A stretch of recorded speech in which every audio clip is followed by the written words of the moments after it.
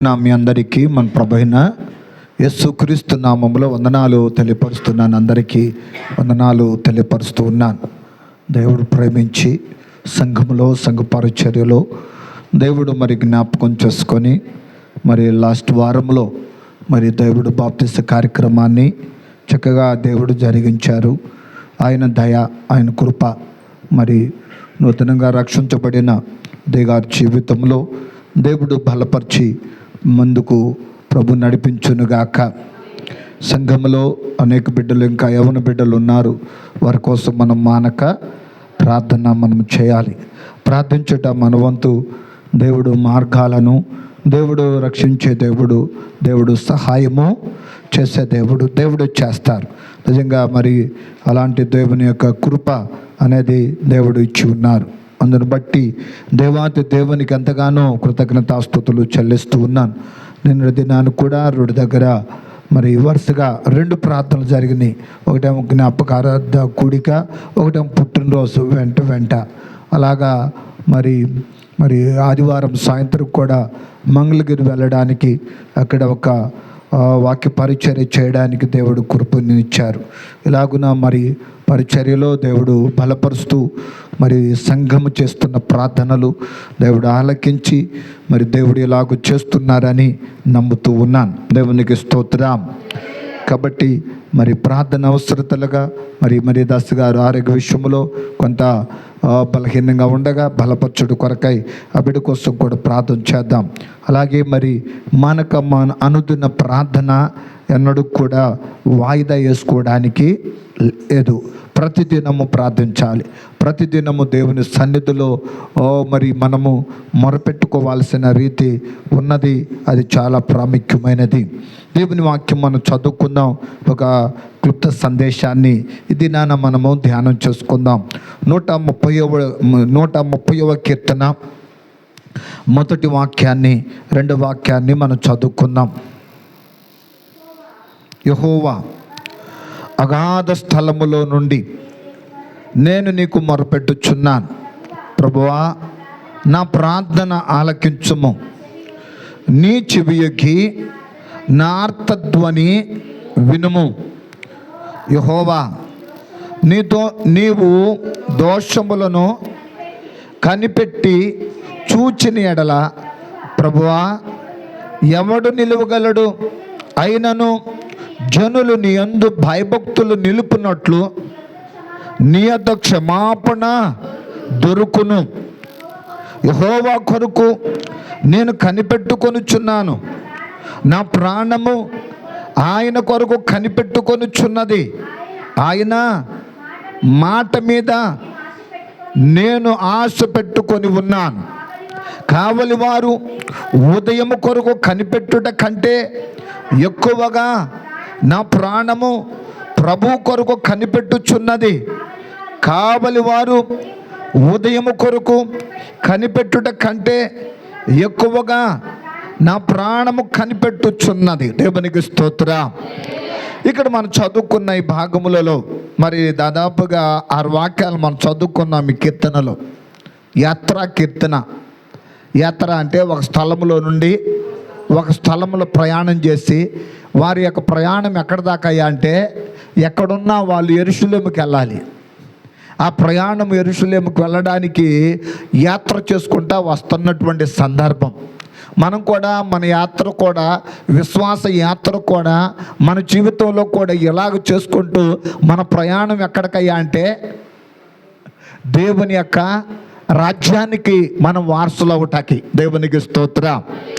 కాబట్టి మనము అలాగ ప్రయాణం చేసుకుంటూ ముందుకెళ్తున్న తరుణం ఇది. అయితే ఈ కీర్తన ఒక సందర్భములో రాసినటువంటి కీర్తన. ఇక్కడ ప్రారంభములో మనం చూస్తే అగాధ స్థలములో నుండి నేను నీకు అంటే కీర్తనాకారుడు ఎక్కడున్నాడయ్యా అంటే అగాధము, లోతులో ఉన్నాడు. లోతులో ఉండి మొరపెడుతున్న అనుభవం కనబడతా ఉంది. లోతు అంటే ఇక్కడ మనము లోయలో, లేకపోతే కేవలము సముద్రపు లోయలో కాదు, కానీ మన జీవితాలలో వచ్చేటువంటి బాధలు, మన జీవితాల్లో వచ్చేటువంటి నిరాశలు, మన జీవితాలలో వచ్చేటువంటి అదిగో అనేకమైనటువంటి పాప భారములు, ఇవన్నీ ఒంటరితనములన్నిటిలో కూడా ఒక లోతును చూపిస్తుంది. లోతైన పరిస్థితులు ఎదురవుతూ ఉంటాయి.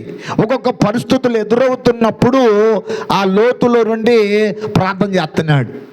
నిజంగా చాలా ఇక్కడ పరిస్థితులు అనుకూలత లేకున్నా కానీ ప్రార్థన మాత్రము చేస్తున్న సందర్భం కనబడుతుంది. లోతులోనైనా దేవుని పిలవడము నిజంగా ఒక దేవుని యొక్క అదిగో ఒక విశ్వాసమును కనబడుతున్నట్లుగా మనం చూస్తున్నాం. విశ్వాసమును గుర్తు లోతులో ఉండి కూడా, బాధలలో ఉండి కూడా. ఒకసారి మనం అనుకుంటాం, బాధలు ఉన్నాయండి, రాలేకపోతున్నాం మందిరానికి, కష్టాలు ఉండయండి, శ్రమలు ఉండయండి, వద్దాం అనుకుంటే రాలేకపోతున్నా, ఒకటి శోధనలండి అనుకుంటాం. కానీ ఇక్కడ కీర్తనాకారుడు అంటున్నాడు కదా, తన విశ్వాసం ఏంటయ్యా అంటే ప్రభుని పిలుస్తాం, దేవుని సహాయాన్ని కోరుకుంటున్నాడు. ఈ దినాలలో దేవుని బిడ్డలారా, అదిగో దేవుని వైపు చూచేటువంటి వారికి సహాయం వస్తుంది. దేవుని కొరకు కనిపెట్టేటువంటి వాళ్ళకి సహాయము వస్తుంది, ఖచ్చితంగా దేవుడు చేస్తాడు.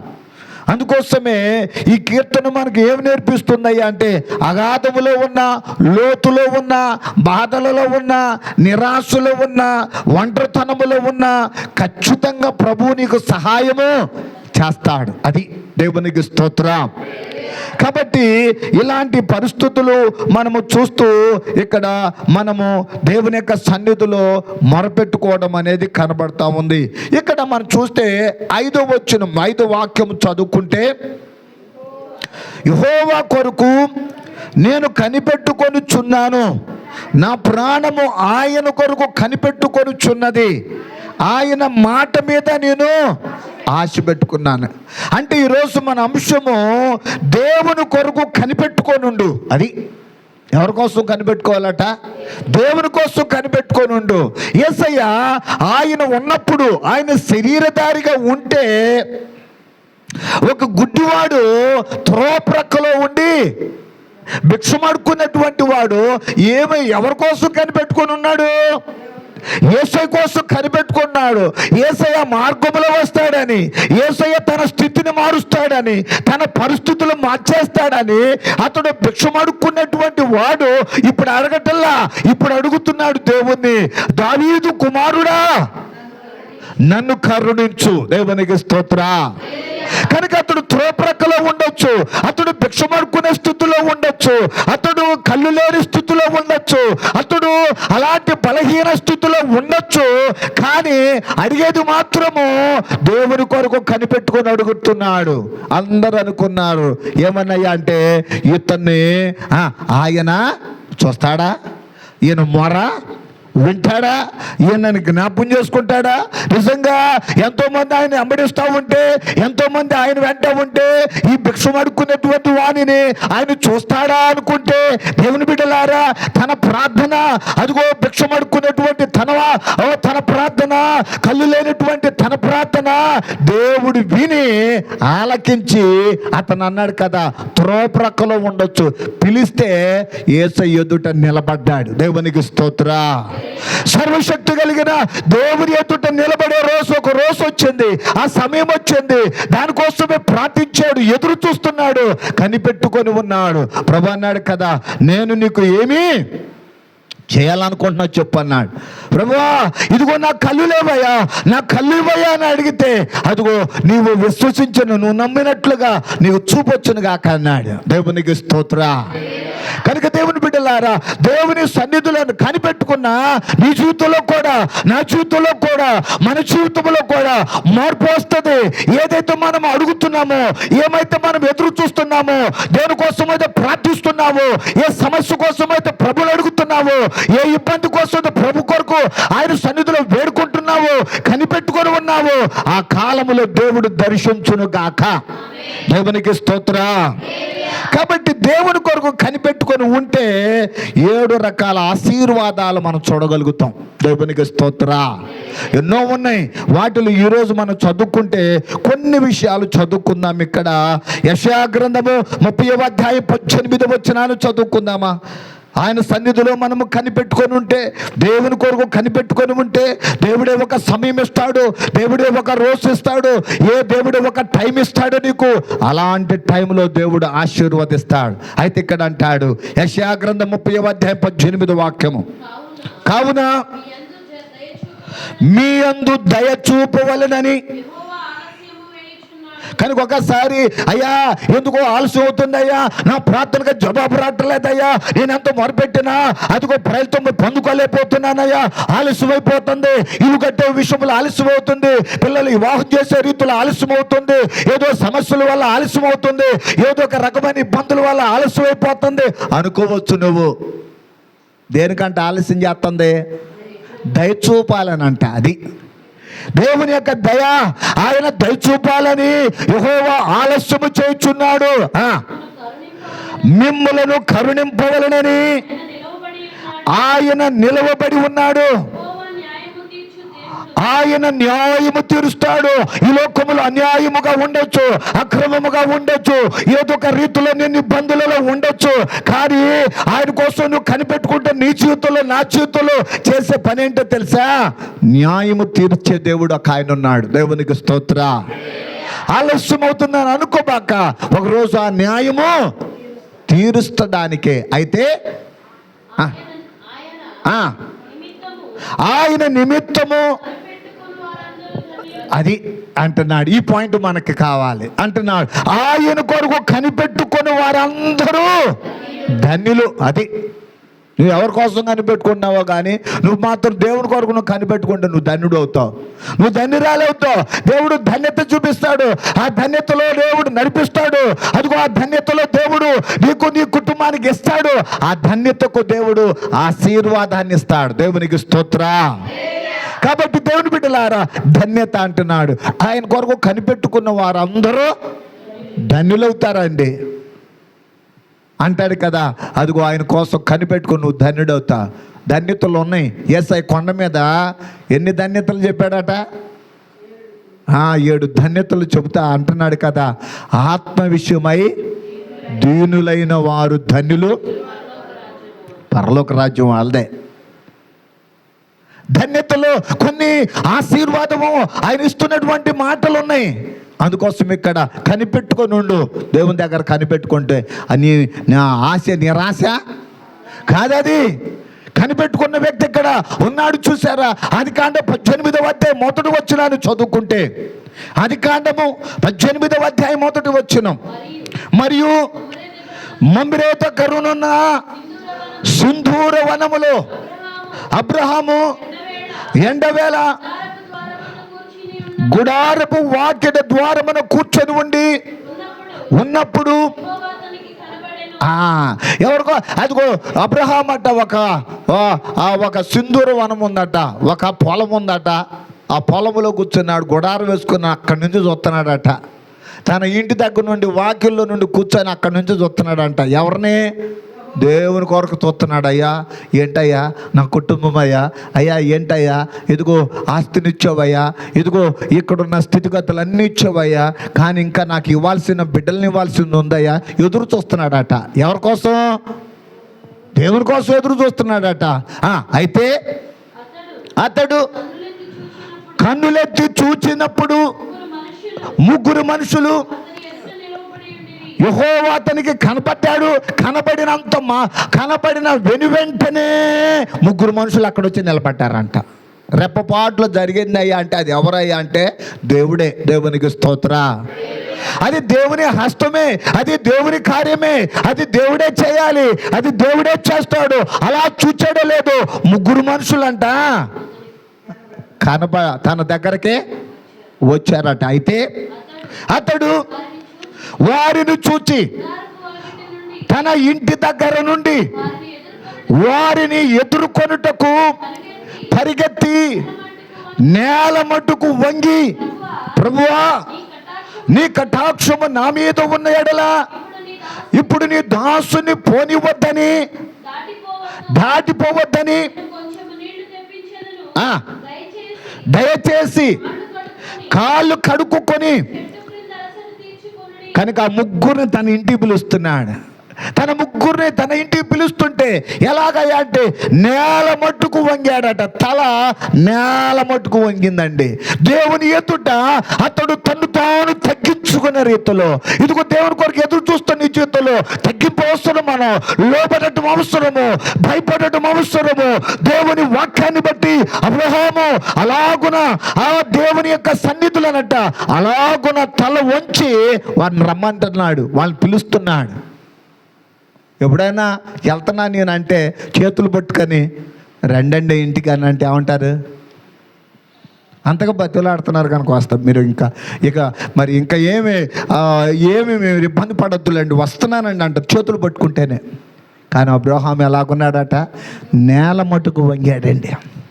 వాళ్ళు రావాలి, వాళ్ళు ఇంపార్టెంట్, వాళ్ళు చాలా ప్రాముఖ్యమైన వారు, వారు దేవదూతలకు తెలియదు, ఆ మనుషులు ఒక ప్రత్యేకమైన వారుగా కనబడ్డారు. దేవదూతలని ఎరుగకయే వారిని పిలుస్తున్నాడు తన ఇంటికి. ఏ దేవదూతలని తెలిస్తే అసలు ఎట్టుంటుంది? ఎంత ఆనందంగా ఉందో, ఎంత సంతోషంగా ఉంటుంది. కానీ ఆయనకంటే తెలియదట, వాళ్ళు దేవదూతలకు తెలియకే వాళ్ళు పిలుస్తున్నాడట. పిలుస్తూ ఇంటికి రమ్మంటే వాళ్ళు వచ్చారట. విందు చేశాడు. విందు వాళ్ళ ముందు పెడితే వాళ్ళు తింటున్నప్పుడే మాట్లాడుతున్నారు, నీ భార్య అయినా శారం ఎక్కడుంది, శార ఎక్కడుంది? లోపలే ఉంది. ఎక్కడుందంటే లోపలే ఉంది, అంతా రెడీ చేసింది ఆమె. కానీ అడుగుతున్నారు ఎక్కడుందని. ఎందుకని?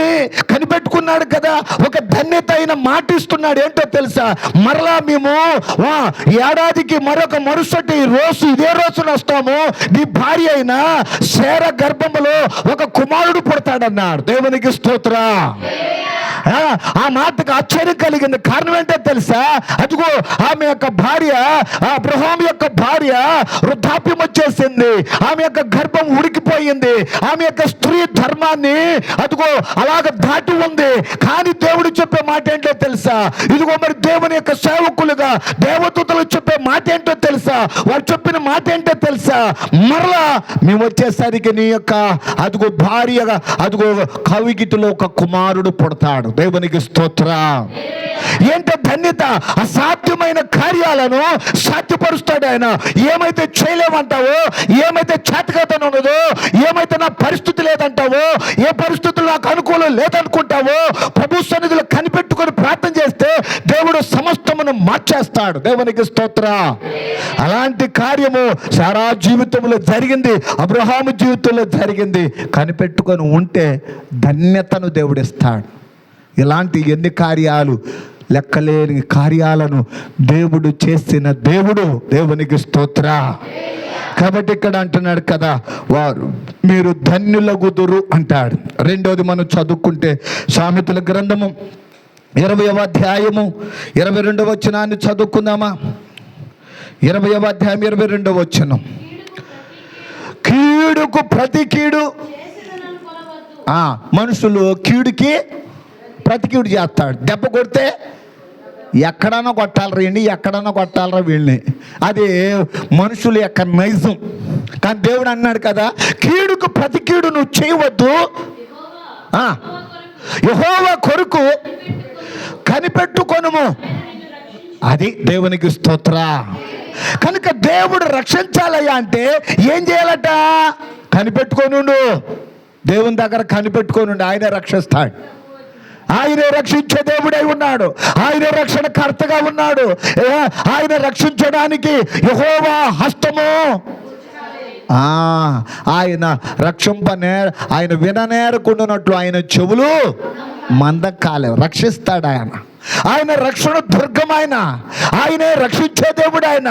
ఈ రోజున నీ జీవితంలో కూడా, బిడ్డల జీవితాలలో కూడా ఎన్నో పరిస్థితులలో ప్రార్థిస్తున్న నీ జీవితంలో, కనిపెడుతున్న నీ జీవితంలో రెండో ఆశీర్వాదం ఏంటో తెలుసా? రక్షణ ఇస్తాడు ఆయన, రక్షిస్తాడు ఆయన. ఆయనే రక్షిస్తాడు. షడ్రకు మేషకు అబేద్గో వారు అగ్నిగుండంలో ముందుంటే, అగ్నిగుండము బయట వీళ్ళు నిలబడి ఉంటే చెప్పే మాట ఏంటో తెలుసా? మా మాట వినకపోతే అగ్నిగుండంలో వెళ్ళిపోతారు, చనిపోతారు అంటే, రాజా మేము దేవుని మాట కాకుండా మనుషుల మాట మేము వినేవాళ్ళం కాదు, మార్చుకునే వాళ్ళం కాదు. చచ్చిపోతున్న టైంలో కూడా ఈరోజున నిజంగా ఎంత అయ్యా అంటే వాళ్ళ జీవితాలలో ఒకటే మాట, మరణమైన జీవమైన. అందుకోసం వాళ్ళు అంటున్నారు, నెబుకద్నెజరుతో అంటున్నాడు, రాజా అది చెప్పి అంటున్నాడు కదా, మేము చనిపోటాక రెడీయే, కానీ మేము మాత్రము మాట మార్చుకునే వాళ్ళము కాదు అంటారు. అక్కడ ఒక మాట, మమ్మల్ని రక్షించుటకు దేవుడు సమర్థుడు. దేవుడు ఎలాంటి దేవుడయ్యా అంటే రక్షిస్తాడు ఆయన. ఈ అగ్నిగుండము కావచ్చు, మరణపాయం కావచ్చు, ఒక శోధన కావచ్చు, ఒక ఆపద కావచ్చు, ఒక కష్టము కావచ్చు, ఒక పరిస్థితులు ఏదైనా కావచ్చు, అదిగో రక్షిస్తాడు ఆయన అని ఒక ధైర్యం వాళ్ళలో. అందుకోసమే అగ్నిగుండమే చల్లారిపోయింది. 3 లోపల పడితే వేస్తే 4 ఉన్నారు. కారణం ఏంటో తెలుసా? దేవుడు వారి మధ్యలో ఉన్న దేవుడు. దేవునికి స్తోత్ర. కనుక దేవుడు ఎక్కడో దూరంగా ఉండడు. ఆయన నీతోనే నాతోనే. మనము ఏ కష్టం వచ్చినా, ఆ బాధ వచ్చినా, లోతైన అనుభవాలు వచ్చినా కనిపెట్టుకొని ఉండు. దేవుడు ఏం చేస్తున్నాడంటే ఇక్కడ రక్షించడానికైనా ఉన్నాడు. ఆయన రక్షించే దేవుడు. నీ కుటుంబమును, మన కుటుంబం రక్షించే దేవుడు ఆయన రక్షకుడు. ఆయన పేరే రక్షకుడు. యేసు అంటే రక్షకుడు, రక్షిస్తాడు ఆయన. కాబట్టి ఆ రక్షణ మనము అలాగున కన్నులారా చూడాలి, మన కుటుంబాలలో పొందుకోవాలి, బిడ్డల జీవితాల్లో పొందుకోవాలి. కనిపెట్టుకొని ఉంటే రెండవది రక్షిస్తాడు ఆయన. కాబట్టి మూడవది మనము చదువుకుంటే ఇర్మియా గ్రంథం 14వ అధ్యాయం 22వ వచనం చదువుకుందాం. ఈ 3 మాటలతో ముగించుకుందాం. మరి ప్రభు తన కృప చేత ముందుకు వెళ్ళిపోదాం. 14వ అధ్యాయం 22వ వచనం.